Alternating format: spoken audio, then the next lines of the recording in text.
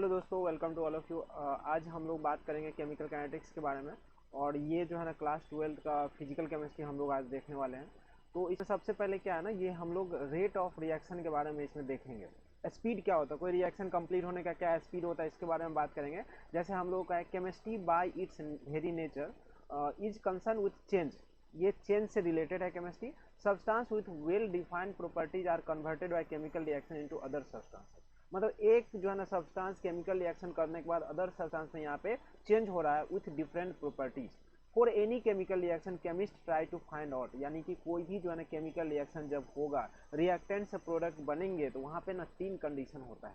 पहला कंडीशन आपका feasibility of chemical reaction के बारे में है, सेकेंड है आपका एक्सटेंट, और थर्ड है आपका स्पीड ऑफ रिएक्शन। यानी कि पहला जो फिजिबिलिटी है इसको हम लोग बात करते हैं थर्मोडायनेमिक्स के अंदर पढ़ते हैं क्लास 11 में। तो यहाँ पे आपको याद रखना है कि फिजिबिलिटी जो होता है ना, ये थर्मोडायनेमिक्स से रिलेटेड है। As you know the feasibility of chemical reaction which can be predicted by thermodynamics.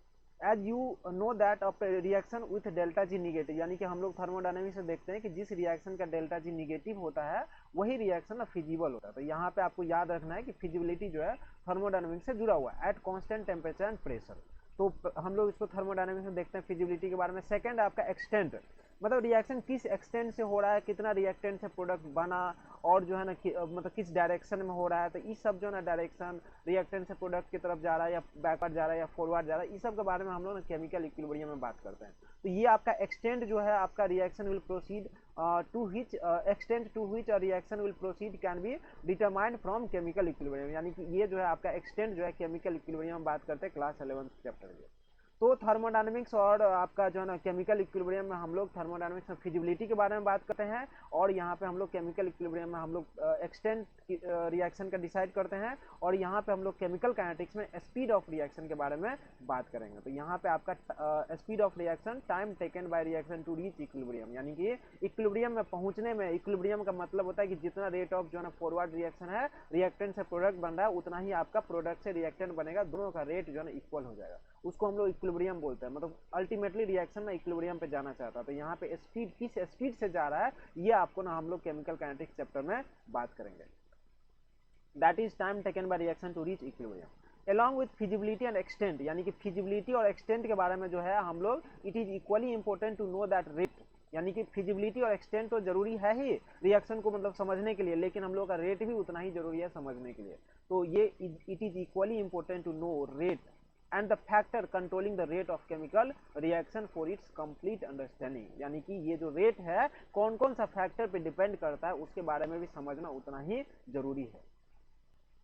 The rate of chemical reaction for ये हो गया। For example which parameter determine as to how rapidly food gets spoiled, यानी कि जो है ना किस parameter के साथ जो है ना आपका फूड जो है ना कैसे स्पॉइल हो। जैसे हम लोग खाना खा लिए तो हमारा फूड जो है ना डाइजेस्ट किस स्पीड से हो रहा है। How to design a rapidly setting material for dental filling, मतलब किस तरह से डिजाइन करेंगे डेंटल फिलिंग के लिए जो है ना उसका सेटिंग मटेरियल जो है सो। और what controls the rate eight which fuel Burns in an auto engine, यानी कोई भी मशीन में, बाइक में, कार में, हम लोग कहाँ पे ऑटो इंजन यूज में, कोई भी ऑटो इंजन के अंदर जो है ना हम लोग जो फ्यूल यूज कर रहे हैं, डीजल, पेट्रोल, तो ये सब किस स्पीड से जो है ना कंज्यूम हो रहा है, ये सब जो रेट है, ये जो स्पीड है, इसके बारे में हम लोग जो है ना रेट में डिसाइड पढ़ते हैं। All these questions can be answered by the branch of chemistry which deals with study of reaction rate and their mechanism called chemical kinetics, यानी कि ये सब का जो स्टडी करते हैं जिस ब्रांच ऑफ केमिस्ट्री में, इस सब का ब्रांच ऑफ केमिस्ट्री को हम लोग केमिकल काइनेटिक्स बोलते हैं।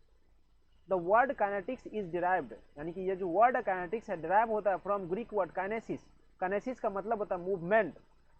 यहाँ पे thermodynamics tells only about the feasibility of reaction, यानी कि हम लोग का जो थर्मोडायनेमिक्स का जो ब्रांच है ये फिजिबिलिटी के बारे में बताता है कि ये रिएक्शन होगा या नहीं होगा of reaction. Whereas chemical kinetics tells about the rate of reaction, यानी कि आपका केमिकल काइनेटिक्स जो है स्पीड के बारे में बताता है कि कितना स्पीड से होगा।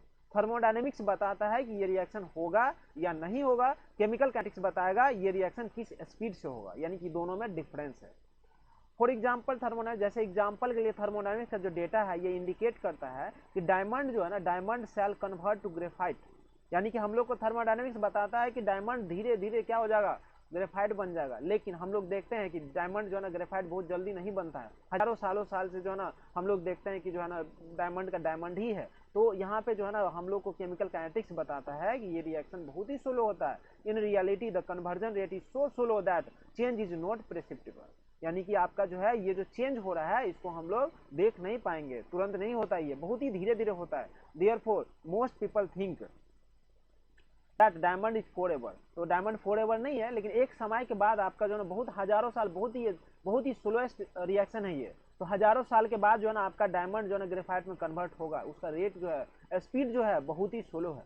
Kinetics study not only help us to determine the speed or rate of chemical reaction but also describe the condition by which the reaction rate can be altered। यानी कि केमिकल रिएक्शन का हम लोग जो है ना काइनेटिक्स को study करके कि ऐसा ऐसा पैरामीटर को यूज करेंगे जैसे हम लोग कोई केमिकल रिएक्शन को स्लो भी कर सकते हैं, फास्ट भी कर सकते हैं। जैसे हम लोग कैटलिस्ट का यूज कर लेंगे, अगर हम लोग कैटलिस्ट ऐसा इंक्रीज कराने वाला यूज करेंगे तो रेट ऑफ रिएक्शन बढ़ जाएगा, जल्दी खत्म हो जाएगा। लेकिन हम लोग अगर डिक्रीज कराने वाला रेट ऑफ रिएक्शन डिक्रीज कर जाएगा, यानी कि जो होने में रिएक्शन मतलब कम समय लग रहा था वो अब बहुत ही लंबा समय लगेगा। तो कैटलिस्ट स्पीड रिएक्शन का फास्ट कर देता है, स्पीड बढ़ाने का काम कर देता है। ऐसा कई सारा पैरामीटर है जिसको हम लोग केमिकल काइनेटिक्स ब्रांच में स्टडी करते हैं, जो रेट ऑफ रिएक्शन को अल्टर कर सकता है। तो यहाँ पे आपको याद रखना है, kinetics study not only help to determine the speed और रेट ऑफ केमिकल रिएक्शन, ये डिटरमाइन तो करते ही है रेट उसका स्पीड और रेट, लेकिन हम लोग ऐसा भी करते हैं but also describe the condition by which reaction rate can be alter. मतलब ऐसा ऐसा कंडीशन भी हम लोग जो है क्रिएट कर सकते हैं जो रेट ऑफ रिएक्शन को अल्टर कर सकता है, फास्ट कर सकता है, स्लो कर सकता है। द फैक्टर, जैसे कि आपका एक फैक्टर है कंसंट्रेशन, टेम्परेचर, प्रेशर, कैटलिस्ट, ये सब जो है ना कैटलिस्ट सब क्या है, affect the rate of reaction. यानी कि हम लोग कंसंट्रेशन ऑफ रिएक्टेंट बढ़ा देंगे, टेम्परेचर बढ़ा देंगे, गैस है तो प्रेशर बढ़ा देंगे, प्रेशर बढ़ा देंगे तो रेट ऑफ रिएक्शन बढ़ जाएगा। कंसंट्रेशन बढ़ा देंगे रिएक्टेंट का तो रेट ऑफ रिएक्शन बढ़ जाएगा। अगर हम लोग प्रेशर बढ़ा देंगे तो रेट ऑफ रिएक्शन बढ़ जाएगा। कैटलिस्ट हम लोग मतलब यूज करेंगे तो रेट ऑफ रिएक्शन बढ़ सकता है या घट सकता है। यानी कि ये सब जो है ना रेट ऑफ रिएक्शन को हम लोग अल्टर करवा सकते हैं, ये सब फैक्टर यूज करके। तो आपका at the macroscopic level we are interested in amount reacted और formed and the rate of their consumption और फॉर्मेशन, हम लोग इस सब के बारे में बात करेंगे। At the molecular level the reaction mechanism involving orientation and energy of molecule undergoing collision are discuss. मतलब हम लोग मोलिकुलर लेवल पे बात करेंगे जब रिएक्शन मैकेनिज्म कैसे कैसे ओरिएंटेशन और एनर्जी ऑफ मॉलिक्यूल के साथ हो रहा है, एनर्जी ऑफ मॉलिक्यूल को हम लोग समझेंगे और कोलिजन हो रहा है, ये सब के बारे में डिस्कस करेंगे। In this unit, we shall be dealing with average instantaneous rate of reaction and the factor affecting these. Some elementary idea about the collision theory of reaction rate are also given। यानी कि हम लोग इस chapter में बात करेंगे क्या क्या, हम लोग इस चैप्टर में average instantaneous rate of reaction के बारे में बात करेंगे। फैक्टर उस रेट को कैसे कैसे अफेक्ट करता है उसके बारे में बात करेंगे। Some elementary idea about collision theory के बारे में बात करेंगे। Collision theory of reaction rate are also given, however in order to understand all these let us first learn about the reaction rate. यानी कि हम लोग आगे ये सब देखेंगे इस चैप्टर के अंदर, लेकिन अभी हम लोग जो देखने वाले हैं इसको हम लोग बोलते हैं रिएक्शन रेट, यानी कि रेट ऑफ केमिकल रिएक्शन के बारे में हम लोग अभी देखने वाले हैं।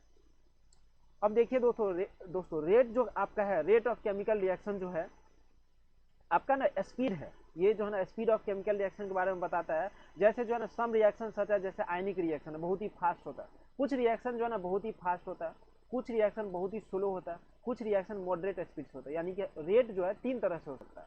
जैसे आयनिक रिएक्शन है ना, ये आपका आयनिक रिएक्शन बहुत ही फास्ट होता है, तो ये आयनिक रिएक्शन को हम लोग फास्ट के कैटेगरी में रखेंगे। ये आपका आयनिक रिएक्शन जो है बहुत ही फास्ट होता है। For example precipitation of silver chloride occurs instantaneously, यानी कि आपका सिल्वर नाइट्रेट को जब हम लोग सोडियम क्लोराइड के साथ रिएक्शन करवाते हैं तो ये जो आपका AgCl प्रेसिपिटेट हुआ है सिल्वर क्लोराइड जिसको बोलते हैं, तो ये आपका बहुत ही फास्टली होता है क्योंकि ये आयनिक रिएक्शन है। आपका जो है by mixing aqueous solution of silver nitrate and sodium chloride. On the other hand some reaction are very slow, जैसे हम लोग पढ़ते हैं ना कि रस्टिंग ऑफ आयरन, ये बहुत ही मतलब महीनों लग जाता होने में, तो महीनों सालों में अगर ये हो रहा है rusting of iron in presence of air and moisture, तो ये जो है ना आपका जो है सोलो रिएक्शन का है।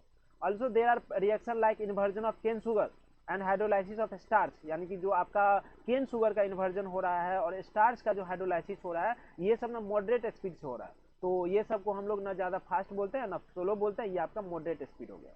तो can you think of more example for each category, हम लोग बहुत सारा एग्जाम्पल बता सकते हैं जो हमारे जो है ना डेली लाइफ में हो रहा है। कुछ रिएक्शन बहुत ही स्लो है, कुछ रिएक्शन बहुत ही फास्ट है, कुछ रिएक्शन मॉडरेट स्पीड से हो रहा है। You must be knowing that speed of an automobile is expressed in terms of change in position or distance covered by it in a certain period of time। यानी कि हम लोग जानते हैं फिजिक्स में पढ़ते हैं कि कोई भी ऑटोमोबाइल का जो स्पीड है उसमें पोजीशन में कैसे कैसे चेंज हो रहा है टाइम के साथ में, या कितना डिस्टेंस कवर कर रहा है टाइम के साथ में, उतना हम लोग बोलेंगे उसका क्या rate, speed. Similarly, the speed of reaction or rate of reaction can be defined as the change in concentration of reactant or product in unit time. इसी तरह से हम लोग जब केमिस्ट्री पे आएंगे तो यहाँ पे जो रेट डिफाइन करते हैं तो हम लोग जो है ना कंसंट्रेशन में कैसे चेंज हो रहा है रिएक्टेंट का, प्रोडक्ट का कंसंट्रेशन में कैसे चेंज हो रहा है उसके बारे में हम लोग यहाँ पे बात करते हैं यूनिट टाइम में. To be more specific it can be express in terms of the rate of decrease in concentration of any one of the reactant. यानी कि आप जानते हैं कि जैसे ये रिएक्शन है, रिएक्टेंट है, ये प्रोडक्ट में कन्वर्ट हो रहा है, तो rate of decrease in concentration of any one of reactant, यानी कि अगर ये जो रिएक्टेंट है इसका कंसंट्रेशन समय के साथ डिक्रीज करेगा, प्रोडक्ट का कंसंट्रेशन समय के साथ इंक्रीज करता है, तो ये हम लोग को देखने को मिलता है. Second, the rate of increase in concentration of any one of the product. अगर मान लीजिए एक से ज्यादा प्रोडक्ट है या कोई भी, तो प्रोडक्ट का कंसंट्रेशन हम लोग देखते हैं कि रेट के समय के साथ जो है ना रेट ऑफ रिएक्शन में क्या होता है, प्रोडक्ट का कंसंट्रेशन बढ़ता है और रिएक्टेंट का कंसंट्रेशन घटता है, क्योंकि रिएक्टेंट प्रोडक्ट में कन्वर्ट हो रहा है. The rate of increase in concentration of any one of the product consider a hypothetical reaction assuming that the volume of system remains constant. यानी कि हम लोग जो यहाँ पे कंसंट्रेशन ले रहे हैं उसमें सिस्टम का वॉल्यूम में चेंज नहीं कर रहे हैं. यहाँ पे हम लोग देख रहे हैं कि रिएक्टेंट का कंसंट्रेशन डिक्रीज हो रहा है और प्रोडक्ट का कंसंट्रेशन इंक्रीज हो रहा है. 1 mole of reactant R produces 1 mole of product P if R1 and P1 are the concentration of R and P respectively at time T1. यानी कि हम लोग यहाँ पे जो ले रहे हैं, यहाँ पे हम लोग देखते हैं कि T1 टाइम पे इसका जो कंसंट्रेशन है ये है R1 और इसका जो है कंसंट्रेशन जो है इसका T1 टाइम पे P1 है. अगर T2 टाइम पे लेंगे तो इसका कंसंट्रेशन R2 है और इसका कंसंट्रेशन P2 है. तो यहाँ पे हम लोग टाइम में चेंज देखेंगे, डेल्टा T ये हो जाएगा आपका T2 माइनस T1 हो जाएगा. तो यहाँ पे आपका यही delta T T2 minus T1 है. और डेल्टा R की बात करेंगे, यानी कि पहले जो कंसंट्रेशन था रिएक्टेंट का R1 और बाद में जो कंसंट्रेशन हो गया R2 हो गया, तो यहाँ पे हम लोग जो है ना डेल्टा R निकालेंगे तो R2 माइनस R1 हो जाएगा. ये निगेटिव आ जाएगा दोस्तों, क्योंकि रिएक्टेंट का कंसंट्रेशन घट रहा है तो फाइनल वाला कंसंट्रेशन हमेशा कम होगा और आगे मतलब इनिशियल वाला हमेशा ज्यादा होगा. प्रोडक्ट का जब हम लोग बात करेंगे तो प्रोडक्ट का कंसंट्रेशन समय के साथ आप जानते हैं कि बढ़ेगा. तो यहाँ पे जो प्रोडक्ट का कंसंट्रेशन पहले T1 टाइम पे P1 था और बाद में P2 टाइम पे क्या हो गया, P2 हो गया है. तो यहाँ पे हम लोग देखेंगे तो यहाँ पे आप जो है T2 टाइम पे ये है आपका P2. तो यहाँ पे हम लोग देखेंगे P2 माइनस P1 जो है ना डेल्टा P हो जाएगा. तो यहाँ पे हम लोग 1 mole of the reactant R produces 1 mole of product P if R1 P1 are the concentration of R and P respectively at time T1 and R2 और P2 जो है ये आपका कंसंट्रेशन है टाइम T2 पे और ये जो R1 और P1 था ये कंसंट्रेशन था टाइम T1 पे और ये R2 और P2 जो है ये कंसंट्रेशन है आपका टाइम T2 पे. तो डेल्टा T हम लोग निकाल लिए T2 minus T1, delta R निकाल लिया R2 minus R1, delta P निकाल सकते हैं P2 माइनस P1. ये जो आएगा ये आएगा निगेटिव. तो डेल्टा R तो निगेटिव हो सकता है और लेकिन हम लोग अभी देखने वाले रेट निगेटिव नहीं होता है. Square bracket in above expression are used to express molar concentration, यानी कि ये मोलर कंसंट्रेशन को डिफाइन करता है. कंसंट्रेशन का मतलब आप समझते हैं, मोलर कंसंट्रेशन का मतलब हो जाएगा मोल, हम लोग इसको ना वॉल्यूम से डिवाइड कर देते हैं तो इसको हम लोग बोलते हैं कंसंट्रेशन. यानी कि मोलर कंसंट्रेशन या मोलरिटी में हम लोग पढ़ते हैं मोल्स और हम लोग वॉल्यूम ऑफ सॉल्यूशन लेते थे मोल्स ऑफ सॉल्यूट से. Moles of solute divided by volume of solution in litre लेते थे तो हम लोग मोलरिटी में पढ़ते थे. तो यहाँ पे भी कंसंट्रेशन मोल बाय वॉल्यूम ही होगा. रेट ऑफ डिसअपियरेंस की बात करेंगे, आपको तो पता ही है समय के साथ, समय बढ़ने के साथ रिएक्टेंट का कंसंट्रेशन डिक्रीज हो रहा है तो इसको हम लोग बोलते हैं rate of disappearance of R, यानी कि ROD. ये जो है ना decrease in concentration of R divided by time taken कर देंगे तो minus delta R by delta T हो जाएगा. अगर यूनिट की बात करेंगे तो ये आपका मोल पर लीटर पर सेकंड ये इसका यूनिट होता है.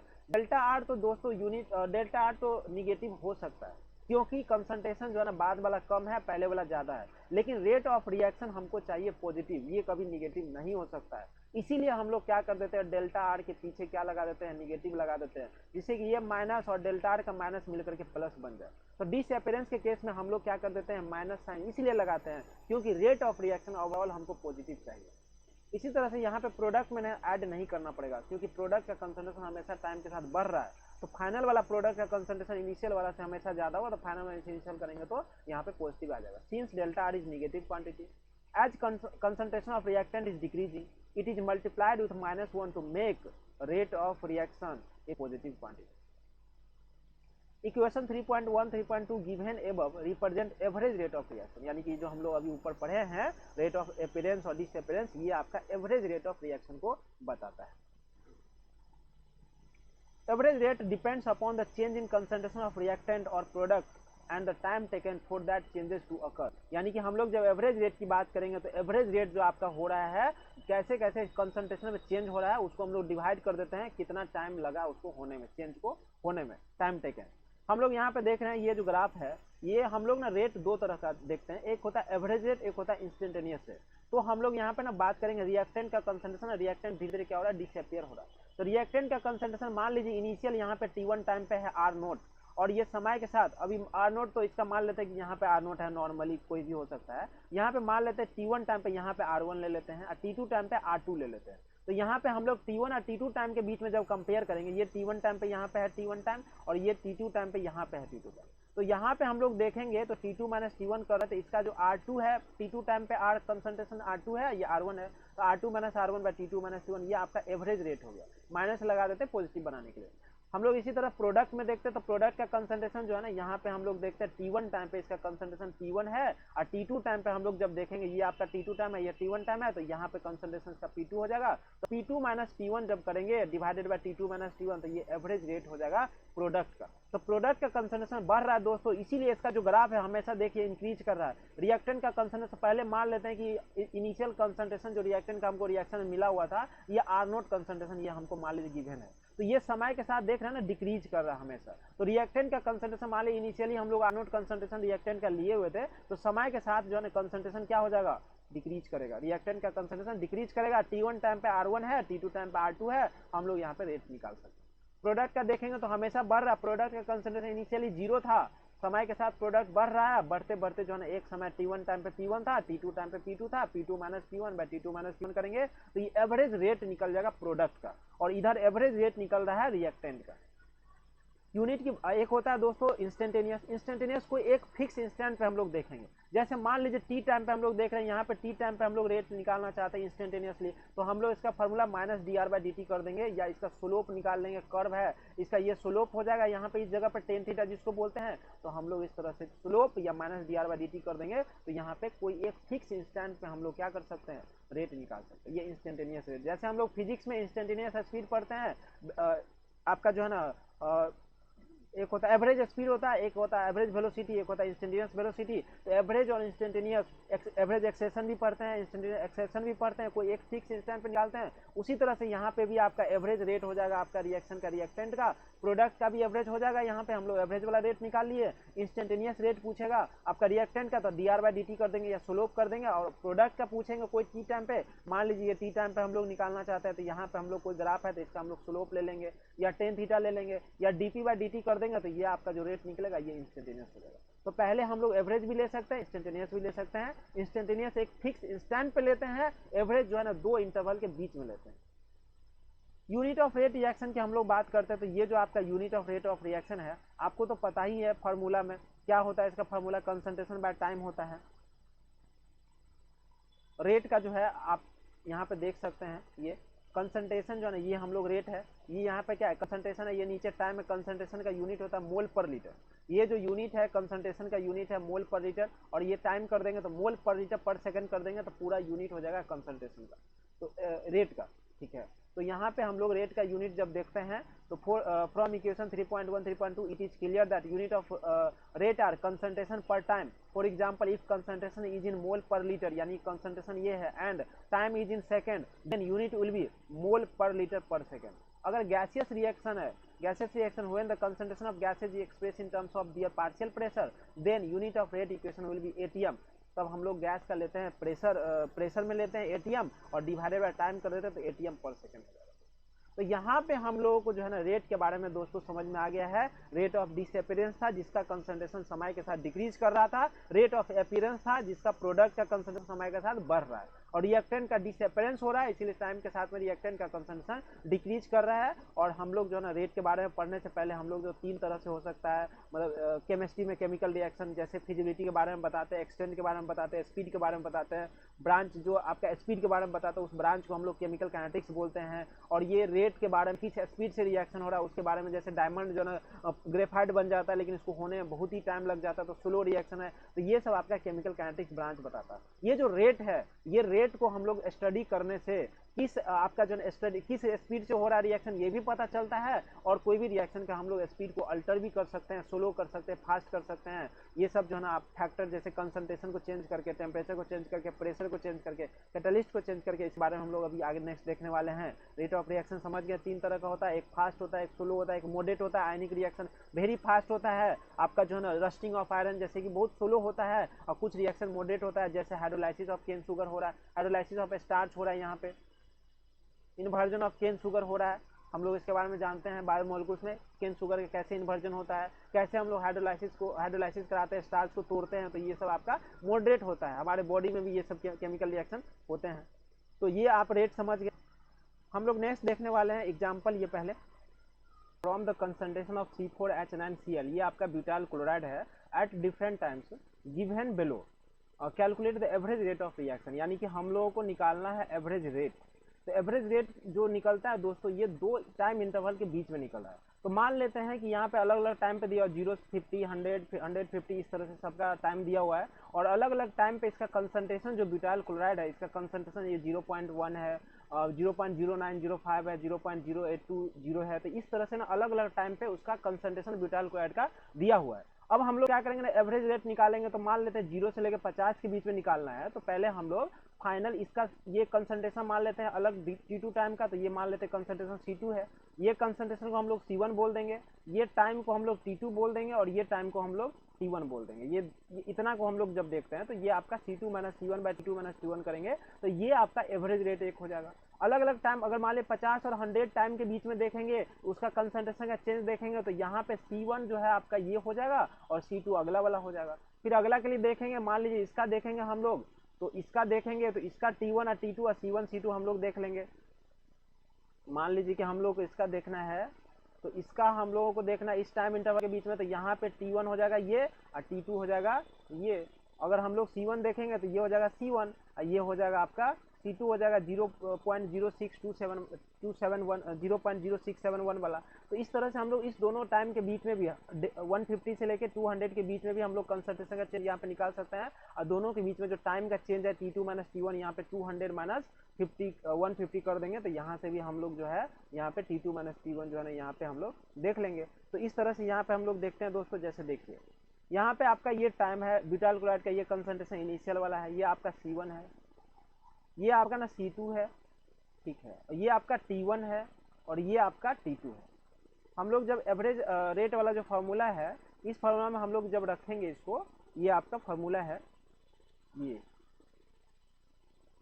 इस फार्मूला में जब हम लोग रखेंगे इसका C2 माइनस C1 और T2 माइनस T1 करेंगे, तो हम लोग का जो रेट निकल के आएगा ये आपका कुछ इस तरह का निकल जाएगा, 1.90 मल्टीप्लाई 10 की पावर -4 हो जाएगा। यहाँ पे माइनस छूट गया था तो हम लोग माइनस रख दिए इसको, तो ये आपका माइनस है।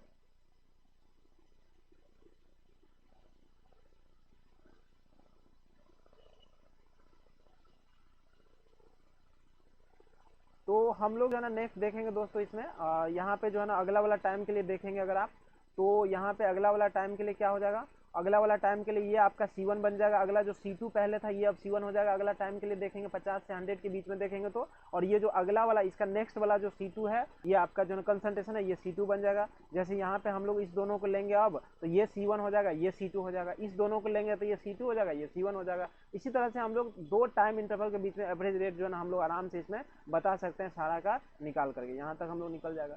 It can be seen table 3.1, ये जो आपका टेबल है 3.1 जो टेबल है, that average rate falls from 1.90 multiply 10 to the -4 mole per litre second to 0.4, यानी कि पहले 1.9 था यहाँ पे आपका, ये जो है आपका जो है ना 1.9 था, बाद में घट करके डिक्रीज होकर के 0.4 हो गया है। यानी कि पहले था आपका 1.9 और बाद में डिक्रीज होकर के हो गया 0.4, आपका 10 की power -4 mole per litre. However, average rate can not be used to predict the rate of reaction at a particular instant।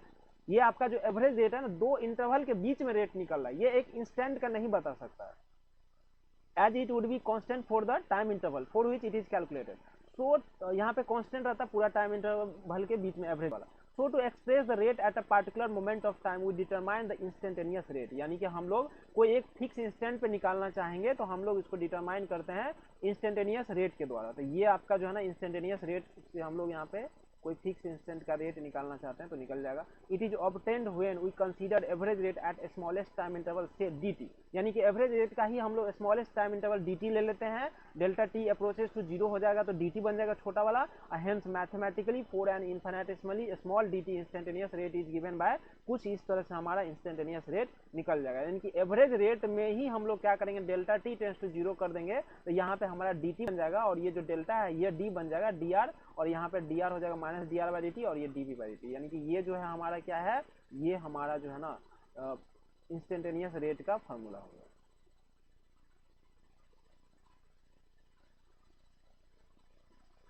एक फिक्स इंस्टेंट पे हम लोग इस फॉर्मूला को यूज करके बना सकते हैं। ये आपका फिक्स इंस्टेंट पे आर इंस्टेंटेनियस हो गया, minus D R by D T कर देंगे, बहुत ही छोटा कंसंट्रेशन रिएक्टेंट का कंसंट्रेशन में चेंज, बहुत ही छोटा टाइम इंटरवल डेल्टा टी कर देंगे तो उसको डी टी कहेंगे इंस्टेंटेनियस रेट के लिए। तो यहाँ से हम लोग ना इंस्टेंटेनियस रेट भी निकाल सकते हैं। जैसे कि हम लोग को ये ग्राफ गिवन है, हम लोग खुद से नहीं, ये गिवन है आपका, ये मान लीजिए कि हम लोग इस जगह पर निकालना चाहते हैं, इस जगह पर स्मॉल टाइम में जो चेंज है, ये स्मॉल टाइम में चेंज यहाँ से लेकर के यहाँ तक हुआ है, यानी कि 400 से लेकर 800 तक हुआ है। और इसका जो कंसंट्रेशन में जो चेंज हुआ है, ये इनिशियल यहाँ पे देखिए कंसंट्रेशन है, अब फाइनल कहाँ पे कंसंट्रेशन यहाँ पे है, तो ये 0.04 से कुछ कम है, 0.02 से हल्का कम है, तो यहाँ पे हम लोग इसको लेंगे। तो ये जो है ना आपको गिवन है यहाँ पे एट 600 के लिए, यहाँ पे 0.02 से थोड़ा कम है, माइनस 0.037 हो गया, और यहाँ पे 400 से 800 के बीच में ले रहे हैं, तो यहाँ पे ये हो जाएगा आपका T2 और ये हो जाएगा आपका T1। और यहाँ पे जो है ना कुछ इस तरह से लेंगे, ये जो है आपका नीचे वाला हो गया कंसंट्रेशन, इसको हम लोग यहाँ पे लिख रहे हैं 0.0165, तो ये जो है आपका 0.0165 है। और नेक्स्ट वाला जो लेंगे हम लोग, ये है आपका 4 से थोड़ा कम है, 0.04 से, तो यहाँ पे 0.037 हो गया, तो यहाँ पे 0.04 से थोड़ा कम है, तो यहाँ पे हम लोग इसको लिखेंगे तो 0.037, ये जो हो जाएगा आपका दोस्तों 0.037 हो जाएगा, थोड़ा 0.04 से थोड़ा कम। तो ये गिवन है यहाँ पे, तो हम लोग यहाँ पे इतना लेके चलेंगे। तो यहाँ पे हम लोग जो ना ये वाला जो है ना डिफरेंस निकाल लिए हैं और ये टाइम वाला डिफरेंस निकाल लिए हैं। तो एक छोटा जो है ना मेरा 600 के लिए जो है इंस्टेंटेनियस रेट यहाँ पे 600 टाइम पे निकल जाएगा। तो इस तरह से जो है ना बहुत छोटा समय के लिए हम लोग यहाँ पे भी निकाल सकते हैं। It can be determined graphically by drawing a tangent at time t when either of the curve for concentration of r and p versus time and calculating its slope. अगर आपको ग्राफ दिया हुआ है तो हम लोग टेंजेंट ले लेंगे, तो वहाँ से भी स्लोप निकाल करके हम लोग इंस्टेंटेनियस रेट उसको ग्राफ से बता सकते हैं। So in problem 3.1, ये जो एग्जाम्पल हमारा जो प्रॉब्लम 3.1 है, R instantaneous at 600 a second for example can be calculated by plotting concentration of butyl chloride as a function of time. A tangent is drawn that touches the curve at t equal to 600 second. यानी कि हम लोग जब इस curve को tangent draw करते हैं, यानी कि ये जो कर्व है इसमें हम लोग ये वाला जो टेंजेंट ड्रॉ करते हैं, ये जो टेंजेंट है मेरा ये टच करता है 600 पे, ये टेंजेंट यहाँ पे इस जगह पर स्लोप है, और यही स्लोप जो है ना इंस्टेंटेनियस रेट को बताता है। और ये यहाँ से लेकर के यहाँ तक टेंजेंट कर्व किए हैं, तो ये आपका शुरू हुआ है 0.037 कंसंट्रेशन और 400 सेकेंड से लेकर के टेंजेंट आपका गया है यहाँ तक। तो हम लोग एक टेंजेंट का भी जो है ना स्लोप का भी formula y2 minus y1 by t2 minus t1 होता है। ये मैथ में ये स्लोप का फार्मूला है दोस्तों, ये होता है आपका y2 minus y1 by t2 minus t1। तो यहाँ से भी हम लोग बोल सकते हैं ये स्लोप जो है ना यहाँ पे आपका ना इंस्टेंटेनियस रेट को बताता है, तो ये भी आप फार्मूला से समझ सकते हैं। तो यहाँ पे y2 माइनस y1 कर देंगे, x2 माइनस x1 कर देंगे, यहाँ पे t2 माइनस t1 करने की जरूरत नहीं है, यहाँ पे हम लोग x2 माइनस x1 कर देंगे।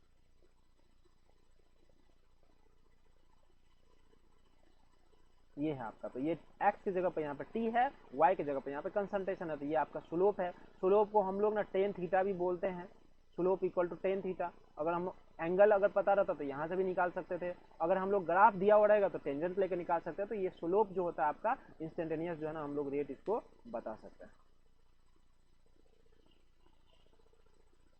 तो ये 10 यहाँ पे हम लोग का है, for example butyl plotting graph, a tangent is drawn that touches curve at t equal to 600 second, the slope of this tangent gives the instantaneous rate, यानी कि इंस्टेंटेनियस जो स्पीड है या इंस्टेंटेनियस रेट है, ये आपका ग्राफ का जो स्लोप होता है ये भी देता है। जैसे हम लोग पहले भी देखे थे इस तरह का, यहाँ पे ये जो आपका स्लोप है, ये वाला जो स्लोप है इस जगह पे टच कर रहा है तो यहाँ पे इंस्टेंटेनियस रेट देगा, और इसका रिएक्टेंट देखेंगे स्लोप तो यहाँ पे इस तरह से ग्राफ होता है, तो इसका जो स्लोप होगा ये आपका इंस्टेंटेनियस रेट यहाँ पे बताएगा। तो ये इंस्टेंटेनियस रेट जब देखना होगा तो स्लोप से भी निकाल सकते हैं, टेन थीटा से भी निकाल सकते हैं, और ग्राफ को टेंजेंट से भी निकाल सकते हैं, और छोटा जो है ना चेंज करके भी हम लोग देख सकते हैं, जो यहाँ पे हम लोग y2 माइनस y1 वाला देखे थे इस जगह पे, यहाँ पे इस क्वेश्चन में। तो स्लोप जो है ना इंस्टेंटेनियस को बताता है, ठीक है। यहाँ पे हम लोग r इंस्टेंटेनियस एट 600 पे देखेंगे तो ये आपका चेंज निकाल लिए हैं, और यहाँ पे 5.12 इंटू 10⁻⁵ मोल आया।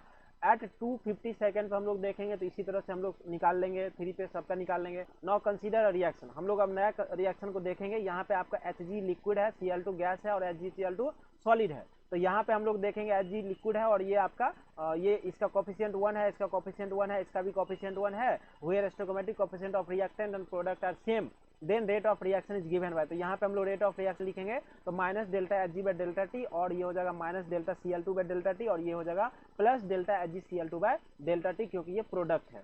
तो यहाँ पे रेट ऑफ डिसअपियरेंस की जब बात करते हैं of any of the reactant is same as the rate of appearance of the product, but in the following reaction 2 mole of HI decompose to produce 1 mole each H2 and I2। तो यहाँ पे जब इसका coefficient यहाँ पे 2 हो गया है, तो जब कोफिशिएंट चेंज हो गया है, इसका 1 है, तो यहाँ पे हम लोग अगर रेट लिखेंगे तो इसका हो जाएगा 1/2 हो जाएगा, तो ये माइनस 1/2 हो गया delta HI by delta T, और इसका लिखेंगे तो delta H2 by delta T, इसका हो जाएगा delta I2 by delta T. तो यहाँ पे जो रेट है अलग है क्योंकि कोफिशिएंट में चेंज है। For expressing the rate such a reaction where stoichiometric coefficient of reactant or product are not equal to 1, यानी कि यहाँ पे सभी का बराबर नहीं है। The rate of disappearance of any of the reactant or the rate of appearance of product is divided by their respective coefficient। तो हम लोग क्या करते हैं, यहाँ पे इसका जो coefficient होता है उससे डिवाइड कर देते हैं, यानी कि हम लोग को यहाँ पे जो रेट लिखना है, यहाँ पे rate of disappearance of any of reactant or rate of appearance of product is divided by their respective stoichiometric coefficient. तो हम लोग इसमें जब बराबर नहीं हो 1 तो उस जगह पर हम लोग उस नंबर से स्टोइकोमेट्रिक कोफिशिएंट से डिवाइड कर देते हैं। Since rate of consumption of HI is twice the rate of formation of H2 और I2, तो यहाँ पे हम लोग देखेंगे तो मेक देम इक्वल इसको बनाने के लिए हम लोग क्या करना है, रेट को बराबर करना है, इसीलिए इसका जो कोफिशिएंट है उससे हम लोग यहाँ पे डिवाइड कर देते हैं। तो इसका 2 था तो माइनस 1/2 हो गया, इसका 1 था तो माइनस 1/1 ही हो जाएगा, सॉरी राइट साइड है तो प्लस ही हो जाएगा, और यहाँ पे प्लस 1/1 हो जाएगा, तो बात बराबर। तो यहाँ पे हम लोगों को इक्वल रेट करने के लिए, रेट को इक्वल करने के लिए जो इसका स्टोइकोमेट्रिक कोफिशिएंट है उससे डिवाइड करना पड़ेगा दोस्तों। हम लोग नेक्स्ट बात करेंगे, जैसे आपका ये रिएक्शन है बहुत ही इंपॉर्टेंट है, जो इसका कोफिशिएंट है जैसे 5 है, इसको हम लोग माइनस 1/5 कर देंगे, रेसिप्रोकल कर देंगे, इसके पीछे कुछ नहीं है तो कुछ नहीं होगा। यहाँ पे 6 है तो 1/6 कर देंगे इधर, और यहाँ पे आपका Br है, Br2 में जो है ना आपका 3 है तो 1/3 हो जाएगा प्रोडक्ट साइड में, और H2 है तो यहाँ पे 1/3 कर देंगे। तो अगर हम लोग को रेट को बराबर लिखना पड़ेगा तो यहाँ पे हम लोग को रेसिप्रोकल स्टोइकोमेट्रिक कोफिशिएंट से करना पड़ेगा, तो ये याद रखना है दोस्तों। अगर गैसियस रिएक्शन है, कांस्टेंट टेम्परेचर, कांस्टेंट देखेंगे at constant temperature concentration is directly proportional to partial pressure of a species, and hence rate can also be expressed as rate of change in partial pressure of reactant or product। अगर आपका gaseous reactant है तो हम लोग pressure की बात करेंगे, यहाँ पे हम लोग कंसंट्रेशन की बात नहीं करेंगे, और किस तरह से आपका चेंज हो रहा है पार्शियल प्रेशर में उस पर बात करेंगे, रिएक्टेंट का और प्रोडक्ट का। Decomposition of N2O5 in CCl4 at 318 Kelvin has been studied by monitoring the concentration of N2O5 in the solution। यानी कि initially the concentration of N2O5 is 2.33 mole per litre, यानी कि इनिशियली जो concentration है आपका 2.33 मोल per litre है, and after 184 minute, यानी कि 184 मिनट के बाद it is reduce to 2.08 mole per litre, यानी कि बाद का जो कंसंट्रेशन है ये इतना हो गया है, पहले इसका कंसंट्रेशन था 2.33 मोल पर लीटर, और बाद में जो कंसंट्रेशन हो गया 2.08 मोल पर लीटर हो गया है। The reaction take place according to the equation this. Calculate the average rate of this reaction in terms of hour, minute and second। What is the rate of production of NO2 during the period। यानी कि इस period में हम लोगों को निकालना है rate of production of NO2। तो हम लोग सबसे पहले एवरेज रेट का फार्मूला ये होता है, सबका लिखेंगे अगर इस बैलेंस केमिकल इक्वेशन है तो -1/2 delta N2O5 by delta T, और इसका प्रोडक्ट साइड है तो 1/4 delta NO2 by delta T, और इधर O2 का delta O2 by delta T हो जाएगा, यानी कि ये रेट हो गया। अब रेट वाला जो ये फार्मूला है, क्योंकि हमको N2O5 का कंसंट्रेशन गिवन है, इसलिए ये वाला फार्मूला का यूज करेंगे N2O5 का। तो delta N2O5 by delta T का यूज करेंगे। तो यहाँ पे इसका फाइनल कंसंट्रेशन है ये, और ये इनिशियल है, तो फाइनल माइनस इनिशियल करेंगे तो डेल्टा N2O5 निकल जाएगा कंसंट्रेशन में चेंज, और दोनों के बीच का जो टाइम है T2 माइनस T1 184 मिनट है। तो हम लोग जब इसको सॉल्व करते हैं तो कुछ इस तरह से निकल के आता है, और ये आपका है कंसंट्रेशन 6.79 मल्टीप्लाई 10 का पावर -4, और ये होता है मोल पर लीटर, यानी कि लीटर इनवर्स, और डिवाइडेड बाय है, आप मान लीजिए 1 मिनट है, अभी कुछ नहीं है। तो अब हम लोग मिनट को बनाना है, आवर बनाना है, आवर में भी पूछ रहा है, तो आवर बनाना है मिनट को, तो हम लोग क्या कर देते हैं 60 से मिनट में डिवाइड कर देंगे। तो यहाँ पे हम लोग डिवाइड कर देंगे, तो यही हम लोग ऊपर लेके जाएंगे। तो यही जो है ना चेंज होने के बाद दोस्तों, यही जब ऊपर जाता है तो आप देखिए यहाँ पे यही हो गया 60/1 मल्टीप्लाई में। तो अभी इसी को हम लोग करेंगे ऊपर, तो ये जो है ना हम लोगों को इसको, ये है यही लिखा हुआ है, तो हम लोग इस तरह से कर देंगे, तो ये निकल के आपका आवर में ये आ जाएगा। तो मोल पर लीटर आवर में आ गया है। इसी तरह से यहाँ पे जो है ना आवर आ जाएगा, तो हम लोग को बनाना है इसका, बनाना है मिनट में, तो आवर को सेकंड में बनाना है। तो पहले मिनट था ही 1 मिनट, हम लोग इसको सेकंड बनाना है। तो जैसे आवर बनाने के लिए 60 से डिवाइड किया, सेकंड बनाने के लिए 60 से मल्टीप्लाई करना पड़ेगा। तो 60 से मल्टीप्लाई करना पड़ेगा, तो नीचे ही 60 रह जाएगा, तो यहाँ पे नीचे 60 1/60 हो गया। यही हम लोग देखेंगे, तो इसको भी हम लोग सॉल्व कर सकते हैं। तो यहाँ पे मोल पर लीटर पर सेकेंड हो गया। It may be remembered that, यहाँ पे आपका जो 1/4 डेल्टा एनोड, हम लोग एनोड का अच्छा प्रोडक्शन भी पूछ रहा है, तो हम लोग क्या कर देंगे, इसका प्रोडक्शन में क्या कर देंगे, इसका जो रेट है ये बराबर हो जाएगा इसका प्रोडक्शन का, यानी कि ये दोनों जो है आपस में क्या हो जाएंगे, ये दोनों आपस में बराबर हो जाएंगे, क्योंकि इसका रेट हमें पता है, रेट पता ही है, तो हम लोग इसका जो है ना बराबर कर देंगे। तो यहाँ पे हम लोग इसको रेट, यही तो था रेट, यही रेट के बराबर है, तो रेट कर दीजिए बराबर, या इस दोनों को, ये भी रेट ही है, दोनों को बराबर कर दीजिए। तो इसका जो वैल्यू आया हुआ है ये आया है, इसको हम लोग बराबर कर देंगे इसका 1/4 NO2 वाला। तो यहाँ पे हम लोग इसको 4 से मल्टीप्लाई करेंगे, तो ये बन जाएगा, यानी कि 4 से यहाँ पे मल्टीप्लाई हुआ है, 4 से मल्टीप्लाई होने के बाद आपका ये आंसर आ जाएगा। तो यहाँ पे आपको रेट आ गया, प्रोडक्शन जो हुआ है NO2 का ये निकल गया, और हम लोगों को जो इसका रेट है, एवरेज रेट है, ये भी पता चल गया। नॉर्मल आपका मिनट में भी पता चला, आवर में भी हम लोग निकाल लिए, यहाँ पे सेकेंड में भी निकाल लिए। तो इस तरह से जो है ना ये क्वेश्चन खत्म हो गया। अब हम लोग आते हैं इंटेक्स क्वेश्चन 3.1 पे। हम लोग दोस्तों अब इंटेक्स नंबर 3.1 नंबर क्वेश्चन पे बात करेंगे।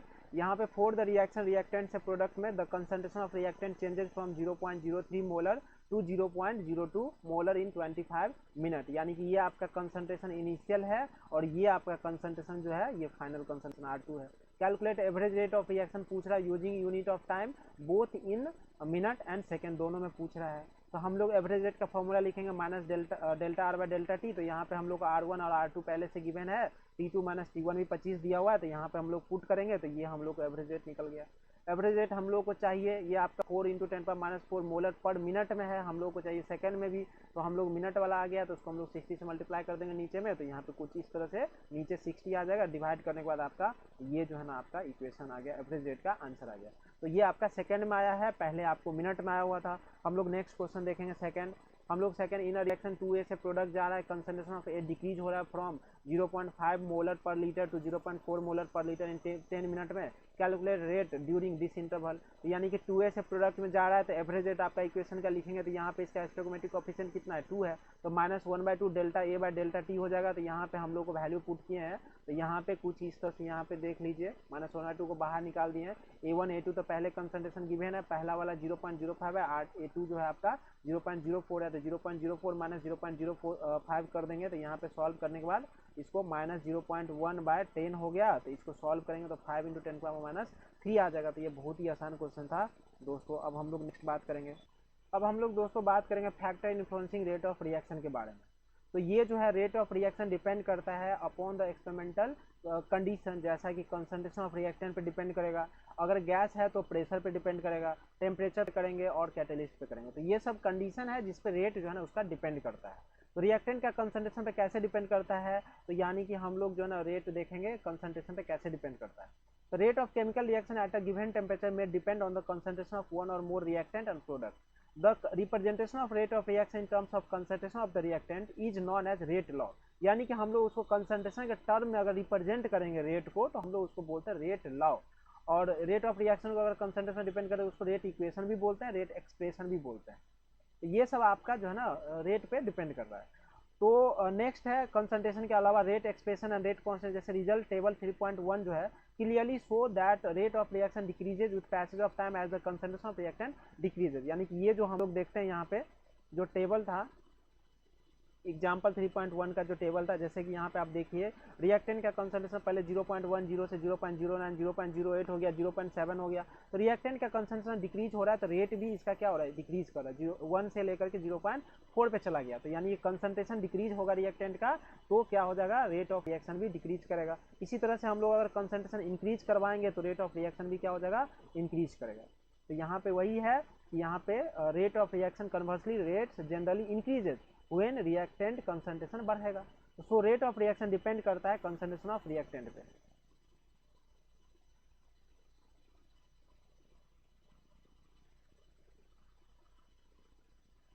अब हम लोग बात करेंगे कंसंट्रेशन जो है ना बढ़ाएंगे तो रेट भी बढ़ेगा, टेम्परेचर बढ़ाएंगे तो भी रेट बढ़ेगा। नेचर ऑफ रिएक्टेंट किस रिएक्टेंट के बीच में इंटरमोलिकुलर फोर्स ऑफ अट्रैक्शन कैसा लग रहा है उस पर भी डिपेंड करेगा कि रेट ज़्यादा होगा या कम होगा। कैटलिस्ट भी रेट ऑफ रिएक्शन बढ़ाता भी है और घटाता भी है, स्पीड कर देगा फास्ट और स्पीड स्लो भी कर देगा। तो कैटलिस्ट पे भी डिपेंड करता है दोस्तों। अब हम लोग देखेंगे जैसे एक नॉर्मल जनरल इक्वेशन है ए बी बी और सी सी डी डी में। तो यहाँ पे छोटा वाला ए, छोटा वाला बी, छोटा वाला सी, छोटा वाला डी जो है इसका स्टोइकोमेट्रिक कोफिशिएंट है। और इसका जो है रिएक्टेंट और प्रोडक्ट का, तो इसका जो रेट लॉ या रेट इक्वेशन या रेट एक्सप्रेशन लिखेंगे कुछ इस तरह से हम लोग को दिखेगा दोस्तों। रेट जो है डायरेक्टली प्रोपोर्शनल है, ए कंसंट्रेशन का पावर एक्स हो जाएगा, बी का पावर वाई हो जाएगा।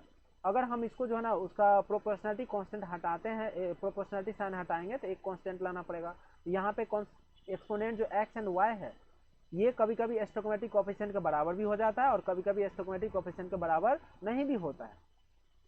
तो हम लोग इसको साइन को हटाएंगे तो यहाँ पे प्रोपोर्शनलिटी जब हटता है तो यहाँ पे कांस्टेंट के आ जाता है और रेट बराबर के, ए का पावर एक्स और बी का पावर वाई हो जाता है। और रेट जो है दोस्तों minus D R by D T लिखते हैं इसका रेट का डिफरेंशियल इक्वेशन के टाइम में। और यहाँ पे डिफरेंशियल इक्वेशन के टर्म में हम लोग जब लिखेंगे तो D R by D T होता है, याद रखना है कि ए का पावर एक्स और बी का पावर वाई, यानी कि टोटल इक्वेशन जो हो जाएगा कुछ इस तरह से आपका ये इक्वेशन हो जाएगा। इस इक्वेशन को हम लोग बोलते हैं डिफरेंशियल रेट इक्वेशन। के जो है आपका प्रोपोर्शनलिटी कांस्टेंट है, इसको हम लोग रेट कांस्टेंट भी बोलते हैं।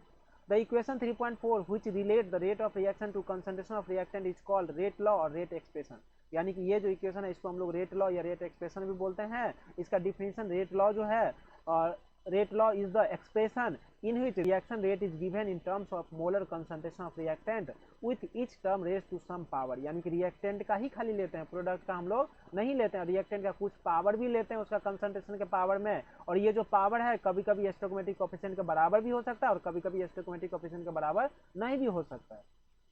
और ये जो होता है reacting species in a balance chemical equation. जैसे ये आपका एक इक्वेशन है 2NO और O2 और 2NO2 इसका बन रहा है प्रोडक्ट। यानी कि इसका हम लोग जब रेट देखेंगे, rate of this reaction as a function of initial concentration either by keeping the concentration of one of the reactant constant and changing the concentration of other reactant. यानी कि यहाँ पे क्या करेंगे, दो रिएक्टेंट है तो एक चेक करना है कि कैसे डिपेंड कर रहा है रेट रिएक्टेंट कंसंट्रेशन पे। तो एक रिएक्टेंट को हम लोग क्या कर दे रहे हैं, फिक्स कर दे रहे हैं, दूसरा रिएक्टेंट को देखेंगे डबल करके ट्रिपल करके रेट में क्या प्रभाव पड़ रहा है। फिर दूसरा वाला को कांस्टेंट, पहला वाला को कांस्टेंट करके दूसरा वाला को देखेंगे, उसको डबल ट्रिपल करने पर रेट में क्या डबल ट्रिपल कैसा हो रहा है। तो इससे हम लोग जो है ना टोटल जो है ना रेट निकाल सकते हैं। तो other reactant changing the concentration both reactant the following result are obtain. मतलब कुछ इस तरह से जब हम लोग देखते हैं, ये आपका टेबल दिया हुआ एक्सपेरिमेंटल टेबल एक्सपेरिमेंट 1 2 3 4 में इसका कंसंट्रेशन जो है 0.30 है और इसका जो है ना O2 का कंसंट्रेशन 0.30 है और यहाँ पे 0.096 है। सेकेंड के लिए इसी तरह से है, थर्ड का और फोर्थ का ये गिवन है।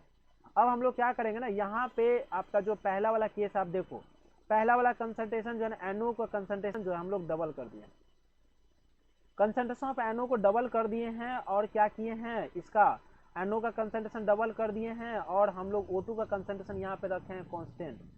यहाँ पे O2 का कंसंट्रेशन कांस्टेंट रखे हैं तो हम देखते हैं NO जब डबल करते हैं तो यहाँ पे ये क्या हो गया 0.096 से क्या हो गया 0.384 हो गया। यानी कि कितना टाइम्स हो गया, ये 4 टाइम्स हो गया।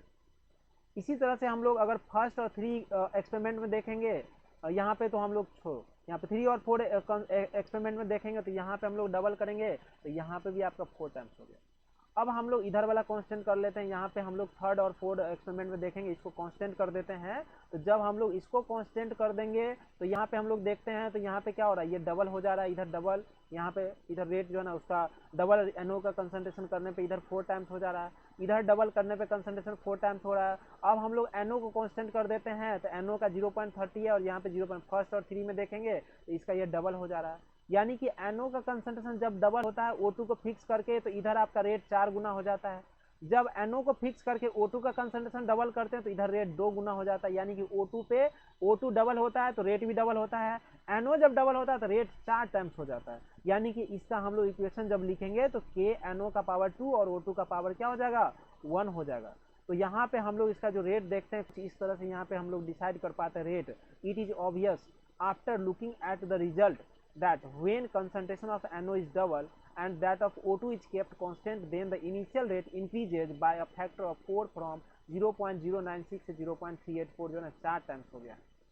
यानी कि जब O2 का कांस्टेंट रख रहे हैं कंसंट्रेशन और NO को जब डबल कर रहे हैं तो रेट जो है 4 टाइम्स हो गया। इसी तरह से this indicate that rate depends upon the square of concentration of NO, ये पता चल गया। जब हम लोग concentration of NO is kept constant, यहाँ पे हम लोग इसका जो ना फर्स्ट और 3 में NO का कंसंट्रेशन कांस्टेंट रख रहे हैं। अब हम लोग O2 को जब डबल करते हैं तो रेट भी डबल हो जा रहा है, यानी कि पावर 1 हो जा रहा है। यहाँ पे rate depends on concentration of O2 to the first power.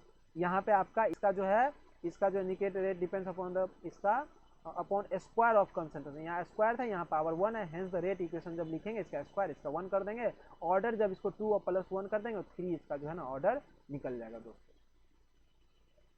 Next जो है ये डिफरेंशियल फॉर्म जो है ना आपको दिया हुआ है रेट एक्सप्रेशन का, माइनस dr/dt, K NO का पावर इसका 2 है, O2 का पावर इसका 1 है, ये हम लोग को पता चल गया यहाँ से इक्वेशन से। इसका पावर O2 का पावर इसका 1 है और NO का पावर जो है इसका 2 हो जाएगा। तो इसमें जब हम लोग देखेंगे, now we observe that for this reaction in the rate equation derive from experimental data से जो ये डिराइव हुआ rate equation, the exponent of the concentration terms are the same as their stoichiometric coefficient. यहाँ पे जो इसका stoichiometric coefficient था दोस्तों, यहाँ पे इसका पावर देखिए, NO का पावर, NO का बगल में स्टोइकोमेट्रिक 2 है, O2 का 1 है, तो इसी तरह से यहाँ पे NO का पावर 2, O2 का 1 हो गया। यहाँ पे स्टोइकोमेट्रिक के बराबर इसका पावर आया है। लेकिन जैसा कि कुछ एग्जांपल आप इधर देखिए, ये रिएक्शन है, जैसे CH Cl2 के साथ रिएक्शन करवा रहे हैं, तो यहाँ पे CCl4 और HCl बन रहा है, तो यहाँ पे इसका रेट लिखते हैं K CH और Cl2 का पावर 1/2, इसका ऑर्डर देखेंगे 1 + 1/2 हो जाएगा।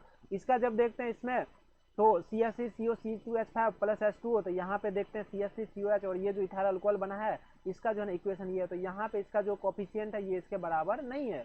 Cl2 का कोफिशिएंट यहाँ पे 1 है, पावर 1/2 हो गया, यहाँ पे इसका 1 है, पावर 0 हो गया। तो यहाँ पे जो है ना रेट जो है, रेट लॉ में इसका कोफिशिएंट, स्टोइकोमेट्रिक कोफिशिएंट जो है उसका पावर जो है बराबर नहीं है। तो इसी तरह से in this reaction the exponent of concentration terms are not the same as the stoichiometric coefficient. तो हम लोग बोल सकते हैं ये जो रेट लॉ है कोई भी रिएक्शन का, can not be predicted by merely looking at the balance chemical equation, यानी कि आप बैलेंस केमिकल इक्वेशन देख करके उसका रेट लॉ जो है नहीं बता सकते हैं थियोरेटिकली। तो कभी उसका स्टोइकोमेट्रिक कोफिशिएंट के बराबर आ भी सकता है, कभी स्टोइकोमेट्रिक कोफिशिएंट के बराबर नहीं भी आता है। तो but must be determined experimentally, और ये हम लोगों को डिटरमाइन होता है एक्सपेरिमेंटली। ऑर्डर को तो आप समझ ही गए हैं कि जो पावर होता है उसका सम कर देते हैं। तो जैसे आपका ये जो रेट इक्वेशन है 3.4 वाला जो ऊपर था, इसका जो है रेट बराबर K, A का पावर X, B का पावर Y था, तो X एंड Y जो है ये आपका रेट पे जो है ना डिपेंड करता है। और ये जो है how X and Y indicate how sensitive the rate is to change in concentration of A and B। Power 2 है यानी कि डबल हो जाएगा, डबल ऑर्डर हो जाएगा A का। B का पावर 3 है, यानी कि आपका B का कंसंट्रेशन जब 3 करेंगे तो रेट आपका 9 टाइम्स हो जाएगा। तो ये आपका X और Y पे डिपेंड कर रहा है। तो इसी तरह से हम लोग ऑर्डर जब देखेंगे तो दोनों को सम कर देंगे तो X + Y हो जाएगा, gives the overall order of reaction. तो whereas X and Y represent order with respect to reactant A and B respectively, hence the sum of power of concentration of reactant in the rate law expression is called order of that chemical reaction। यानी कि power को अगर आप सम कर देंगे कोई भी rate law में तो हम लोगों को यहाँ पे ये जो है ना ऑर्डर जो है पता चलेगा। ऑर्डर आपका 0, 1, 2, 3 इवन फ्रैक्शन भी हो सकता है। जीरो ऑर्डर रिएक्शन का मतलब है rate of reaction is independent of the concentration of reactant, यानी कि अगर यहाँ पे आपका 0 हो जाएगा, A का पावर 0, K A का पावर 0, B का पावर मान लीजिए 0, तो ये दोनों 1 हो जाएगा तो रेट जो है ना K हो जाएगा, यानी कि दोनों के कंसंट्रेशन से इंडिपेंडेंट हो जाएगा उसका रेट। या मान लीजिए कोई एक 0 हो गया उसका कंसंट्रेशन से इंडिपेंडेंट हो जाएगा। नेक्स्ट क्वेश्चन जो है ना 3.3 नंबर दोस्तों, ये जो ना calculate overall order of reaction पूछ रहा है यहाँ पे, तो रेट निकाल, ये आपका गिवन है, रेट बराबर के ए का पावर 1/2 और 3/2 है, इधर बी का पावर, यहाँ पे ऑर्डर लिखेंगे x+1 कर देंगे तो यहाँ पे 2 आ जाएगा। इधर हम लोग रेट लिखेंगे ए का पावर 3/2, बी का पावर -1, तो इसको सम करेंगे तो 1/2 हो जाएगा दोस्तों, ये हाफ ऑर्डर रिएक्शन हो जाएगा। कोई भी बैलेंस केमिकल इक्वेशन है never gives us a true picture of how a reaction take place, यानी कोई भी बैलेंस केमिकल इक्वेशन जो है ना हम लोग देखने से नहीं बता सकते हैं कि कैसे रिएक्शन होता है, कैसे रिएक्शन ये कंप्लीट हुआ है। अगर एलिमेंट्री रिएक्शन है, वन स्टेप में है, the reaction taking place in one step, इसको हम लोग एलिमेंट्री रिएक्शन बोलते हैं। तो एलिमेंट्री में भी हो सकता है, और अगर मान लीजिए कई सारा स्टेप में हो रहा है उसको हम लोग कॉम्प्लेक्स रिएक्शन बोलते हैं। तो when a sequence of elementary reaction called mechanism gives us the product and the reaction are called complex reaction, यानी कि एलिमेंट्री भी हो सकता है, कॉम्प्लेक्स भी हो सकता है, हम लोग इक्वेशन देख करके नहीं बता सकते। This may be consecutive reaction, oxidation of ethane to CO2 and H2O passes through a series of intermediate steps in which alcohol, aldehyde and acid are formed, reverse reaction and side reaction, ये सब क्या है, complex reaction है। ये सब आप नहीं बता सकते कि एक स्टेप में हो रहा है या कई सारा स्टेप में हो रहा है, रिएक्शन देख करके हम लोग ये बता नहीं सकते हैं। तो ये सब हम लोग पढ़ेंगे। नाइट्रेशन ऑफ फिनॉल जो है ना ऑर्थोनाइट्रोफिनॉल देता है एंड पैरानाइट्रोफिनॉल देता है, तो ये सब रिएक्शन के बारे में हम लोग ऑर्गेनिक केमिस्ट्री में पढ़ेंगे। हम लोग अब यूनिट ऑफ रेट कांस्टेंट की जब बात करेंगे, फोर जनरल रिएक्शन जैसे ए, बी और सी और डी है, यहाँ पे हम लोग रेट लिखेंगे, तो यहाँ पे के ए का पावर कुछ होगा एक्स और बी का पावर वाई, तो हम लोग इसका यूनिट ऑफ रेट कांस्टेंट करना चाहते हैं तो हम लोग कैसे करेंगे, इसका ऑर्डर जो है एक्स प्लस वाई का पावर एक्स प्लस वाई बराबर एन हो जाता है, ये ऑर्डर ऑफ रिएक्शन है। अब इस रिएक्शन का जो रेट है, रेट लॉ, इसी में के लिख देंगे और रेट बाय, इसको हम लोग रेट है ये, इसको डिवाइड कर देंगे ए और बी के पावर एक्स से वाई से, तो ये डिवाइड हो जाएगा। तो कुछ इस तरह से यहाँ पे रेट का तो यूनिट होता है इसका कंसंट्रेशन बाय टाइम, और ए और बी जो है ये भी कंसंट्रेशन है, एक्स प्लस वाई तो एन है, तो ये हो जाएगा। तो हम लोग जब लिखेंगे ए और बी का पावर 1 हो जाएगा तो कुछ इस तरह से हो जाएगा। तो यहाँ पे जो आपका कंसंट्रेशन है, कंसंट्रेशन का यूनिट क्या होता है दोस्तों, कंसंट्रेशन यहाँ भी है, यहाँ भी है, तो इसका पावर अभी 1 है, इधर एन है, तो इसको एक साथ करेंगे तो कंसंट्रेशन पावर 1 माइनस एन, और ये सेकंड ऊपर ले जाएंगे तो सेकंड का पावर -1 हो जाएगा। तो यहाँ पे आप याद रखिए दोस्तों, ये जो है आपका यूनिट ऑफ रेट कांस्टेंट है, ये जो आपका टॉपिक है यूनिट ऑफ रेट कांस्टेंट। तो यहाँ पे जो के है इसका जो है आपका यूनिट है, के का यूनिट लिखना चाहते हैं, रेट कांस्टेंट के ही है ना, तो इसका यूनिट लिखेंगे कंसंट्रेशन का पावर 1/n और सेकंड का इन्वर्स हो जाता है। कंसंट्रेशन इसका होता है मोल पर लीटर, कंसंट्रेशन का यूनिट और 1 - n और इसका पावर -1 हो जाएगा। अब हम लोग अलग अलग वैल्यू पुट करके देख लेंगे।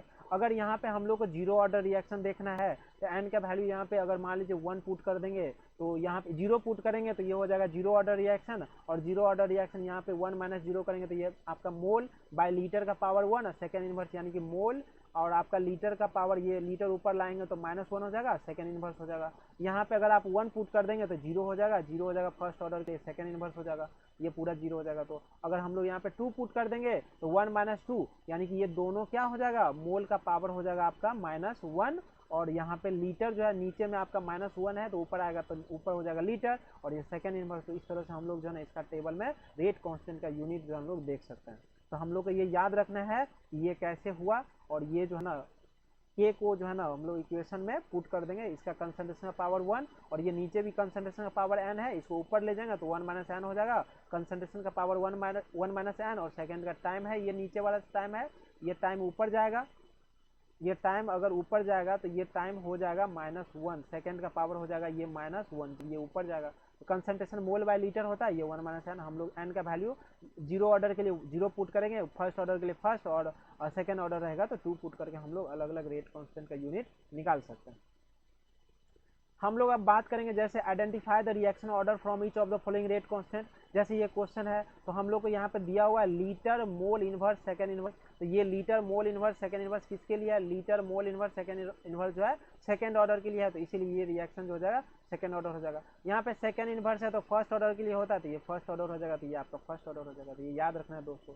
मोलिकुलरिटी ऑफ रिएक्शन की बात करेंगे तो ये जो आपका मोलिकुलरिटी है, ये आपका जो है ना प्रॉपर्टी है रिएक्शन का। Another property of reaction called molecularity helps in understanding its mechanism.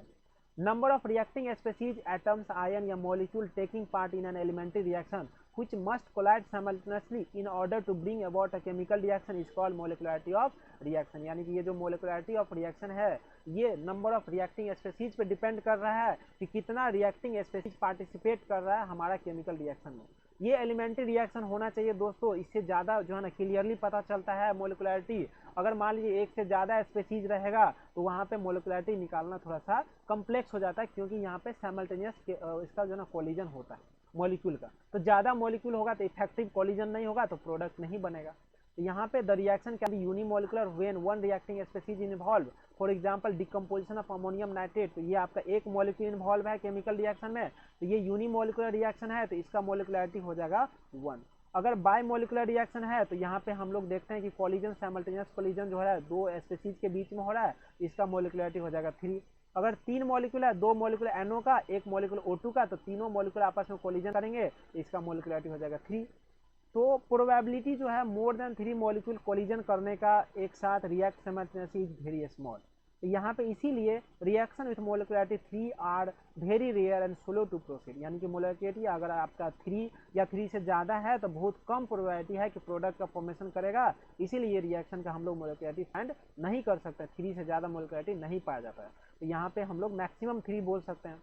It is therefore evident that a complex reaction involving more than 3 molecules in a stoichiometric equation must take place in more than one step।